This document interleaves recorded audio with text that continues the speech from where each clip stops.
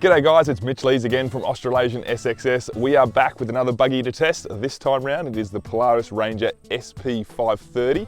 Now we have gone from the Polaris Expedition Adventure, which is their 1000cc 5-seat monster, $55,000 vehicle, to this, which is their entry-level 2-seat agricultural work vehicle. It is the 567cc ProStar motor, so it's going to be a big jump going from that big beast of a Expedition down to the SP530, but for what we use these vehicles for in our cattle farm, obviously this is going to be far better suited for a whole bunch of reasons, which I'll explain over time. But before we get into the testing side, let's just run through some specs real quick on this vehicle and see if it meets the criteria we need for our cattle farm. At the heart of the SP530 is its 567cc ProStar engine, producing an impressive 32 horsepower, which isn't bad for an entry-level vehicle that's in this category. It runs a towing capacity of 680 kilos and it has a 227 kilo gas-assisted dump box, but that is manual in the vehicle we have. There are Polaris aftermarket accessories you can get that allow you to lift the rear from the inside of the cab thanks to a hydraulic lifter. But we don't have that in this vehicle, so it's going to take muscle to lift the dump box and all 227 kilos in there. And of course, Polaris always use their on-demand true all-wheel drive system, so that means that if you've got it in four-wheel drive, the four-wheel drive doesn't actually kick in until it feels the wheels starting to lose traction, and then it jumps in. This is pretty handy if you don't want to be tearing up your grass everywhere you go when you're turning corners, but also for fuel efficiency. We've found in the past running this system helps with fuel economy because quite often you're not needing four-wheel drive and therefore you don't need power to all four wheels, and it uses just the rear wheel or the rear two wheels. So this is the entry-level Ranger and that means that it has pretty much the bottom spec suspension that Polaris do. So it runs a set of Sachs shocks or in all four corners, and they give you about 23 centimeters of travel from the rear and about 25 centimeters of travel from the front. The total ground clearance of the SP530 is 28 centimeters and it is 147 centimeters wide. So it's quite a small vehicle. It's what we would deem a mid-sized vehicle. There are smaller vehicles you can get from other manufacturers. This is obviously the entry level for Polaris, but it is technically a smaller vehicle. Polaris say it has a 384 centimeter turning radius, which is pretty good, much better than obviously the 5-seat Polaris Expedition that we had last time. And that will come in handy just when you've got to turn around in tight roads or when you don't have much room to pull a 3-point turn. It comes with a 36-litre fuel tank, which is pretty good. We're hoping that the fuel economy in this vehicle is good, and I think it will be, providing you aren't flogging it or you're not towing, just because it is that smaller capacity.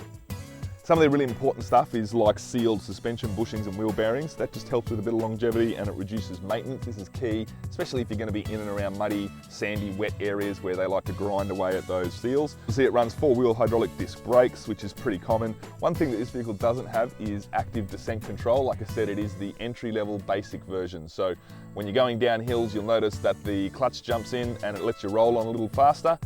We've already experienced that from the testing that we've done, so I think if you want the active descent control, you do have to buy a more up-spec vehicle. Now this vehicle we have has aftermarket doors, side mirrors, and a Polaris front bumper with a light. It also has room for the winch too. So they aren't stock parts on this vehicle, they are an aftermarket part, but we think they're pretty crucial. Believe it or not, things like the mirrors have come in handy when we're mustering and we're looking for cattle behind us or even another worker in and around the vehicle.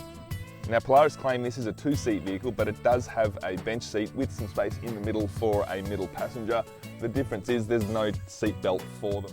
And because this is the entry-level machine, we don't get power steering in this model. It comes in at around $16,000 to $17,000 depending on the promotion during that month, but without power steering you will notice it more heavy than any vehicle you've tested with power steering, and especially when the vehicle is going slow or when it's stationary. Alright, so that is the specification of this vehicle. We're now going to jump in it. We're going to show you what it's like to sit in the cab. I am 188 centimeters tall, so I'm not short, so we'll show you how much room is in the cab, some little features within the cab. We're going to do some tests for regular farmers, getting stuff into the tray. We're going to tow, we're going to muster, and we're also just going to drive it around our property and just see how it handles in general. So let's jump into the testing side of it now, and you'll have to stay tuned for coming months. We're going to do specific tests on towing, how much we can actually tow with this vehicle, and some other interesting tests that we use the vehicle for every day on the farm. So stay tuned for them come later months. let's have a look at the space it gives. I love these aftermarket doors. They kind of drop down like that too, which makes them easy to open, but also easy to get into. And as I've said in every video, I love the front opening doors, easy to get in and out to get gates.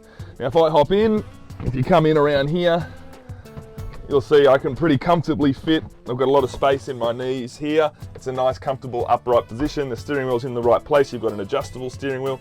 It goes up and down, but it does not come back and forth. It's not telescopic, but that's okay. When I kind of put it up in the top position, I've got lots of space in my knees, and yeah, the pedals are pretty easy to reach. You do sit on top of it like most agricultural vehicles, but I find the seating position is actually really comfortable.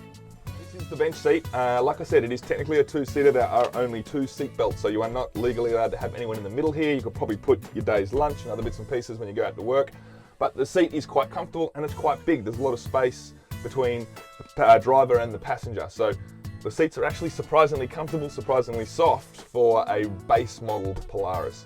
Now, if you jump into the cab here, you can have a look. They've decked it out with plenty of drink holders. You've got 1, 2, 3, 4 drink holders that are pretty easy to access, and they can take a decent sized water bottle. You've got a glove box here, a glove box here, and then obviously a glove box in here to keep stuff out of the rain and out of the weather. You've got a little slot in here for whatever you need for that. Also a 12-volt outlet if you want to go out spotting or if you need to charge anything throughout the day. Like I always like with Polaris, a lot of manufacturers do their gearing sequences differently. I love it that Polaris keep high at the top and park at the bottom, because they're the 2 most used gears that we find. So if you're in park, the vehicle will not go anywhere. If you want to move, all you got to do is just push as far as you can up when you're driving away, rather than going from park to say low at the highest, which means if you wanted to be in high, you've got to find that little drop down second gear. This comes in handy when you are chasing cattle, when we find we've got to go back and forth, or we're doing something in a rush. It's easy to get out, get a gate and park, hop back in the vehicle, stick it in the high range and take off. And as we explained before, the switching is very basic and very easy to reach and easy to understand. On the bottom here, you've got the VersaTrack mode. That just activates the rear right wheel so you don't tear your turf up. 2-wheel drive and 4-wheel drive. Remember, it is the Polaris on-demand system, so you can pretty much leave it in 4-wheel drive. It'll only use the 4 wheels when it needs to.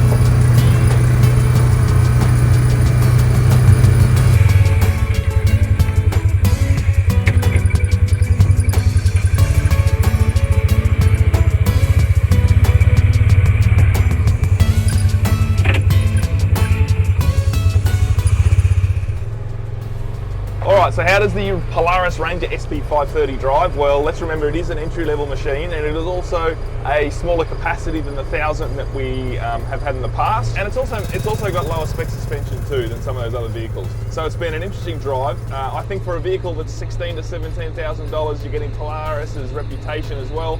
I think it's still value for money in terms of how it drives. It's certainly not as comfortable as the 1000 in terms of suspension, and the motor obviously doesn't go as hard, but we have found that using it for everything on our farm is certainly doable. But I think in terms of a drive, it probably suits a slightly softer farm with less hills and flatter terrain. Surprisingly, the lack of power steering, you don't actually notice that much. While I'm driving around on farm roads and moving with speed, it actually feels quite light. As you can see, you can kind of do it with one hand, no problem. It's only when I'm stationary and trying to turn around in tight spots that it makes it that little bit harder.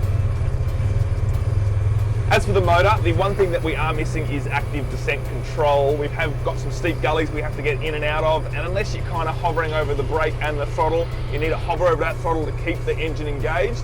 It can sometimes roll away from you, but again, you add things like active descent control and you're going to just increase the price.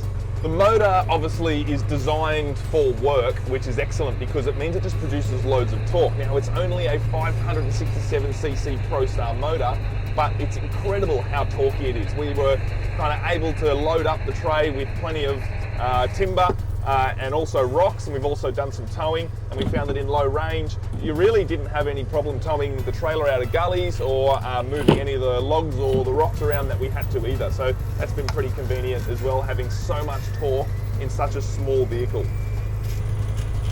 Now when it comes to comfort and space, I think this cabin is great. It's really spacious. I like how well planned out it is. The gear stick's easy to get to, the steering wheel is quite comfortable, and the passenger isn't kind of up against your shoulder. So there's lots of space. The seats are super soft and comfortable, so you can sit in them all day.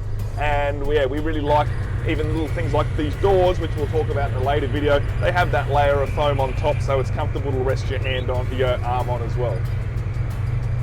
Now all these SP530s also come with the roof, which is handy because it just keeps the elements off you, the dust, the sun, the rain, everything else. And when you're out working all day, especially here in Australia where we get quite harsh conditions, having a roof is crucial. So talking about that suspension, it isn't the top of the line suspension, so it does make it that little bit harsher as a drive, and it doesn't absorb the bumps as some of the 1000cc models you can get from Polaris, like the North Star, and even some of their trail versions as well. However, it does everything that you need to do. I wouldn't say it's uncomfortable, I just wouldn't say it's as comfortable as those far more expensive, bigger, higher capacity Rangers that you can get. In terms of how stable it feels, it actually has quite a wide footprint for an entry-level side-by-side. So unlike a lot of other entry-level side-by-sides that have a narrow footprint, and as soon as you get off camber, they can start to feel a little bit scary. We never felt at all with this Polaris like it was going to roll or tip, and we could kind of articulate it up onto 2 wheels at times and 3 wheels without worrying about it just dropping onto its side.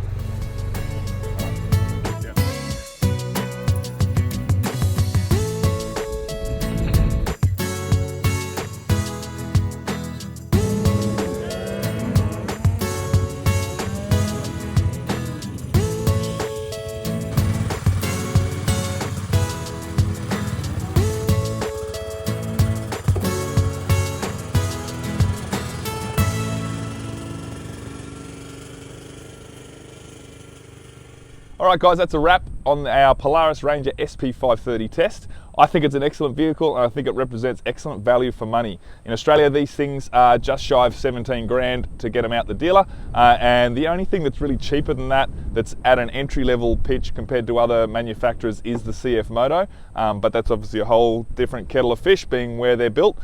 So I think as a Polaris, you get that Polaris dealer network, which is pretty broad and it's quite large throughout Australia. And then I think also you get a lot of Polaris reputation, which in our opinion has been really good. We have had very minimal problems with any of the Polarises that we've used, including our Sportsman 300 quad, which is 25 years old. So I think it represents excellent value for money. In terms of how it drives, it is an entry-level machine. So the lack of power steering, the engine is excellent for torque, but it just lacks that top-end bit that you get from the bigger machines. So I think there's some stuff where you are really looking at a price point here. You are missing out on some features that you would get on a 1000cc vehicle. But apart from that, it is an excellent entry-level vehicle. Now for our farm here, with all the hills and everything that we've got, I think it's probably better suited, our property, to a bigger vehicle with just a bit better suspension and a better drive and a bigger motor. But for anyone who's on slightly flatter land or undulating hills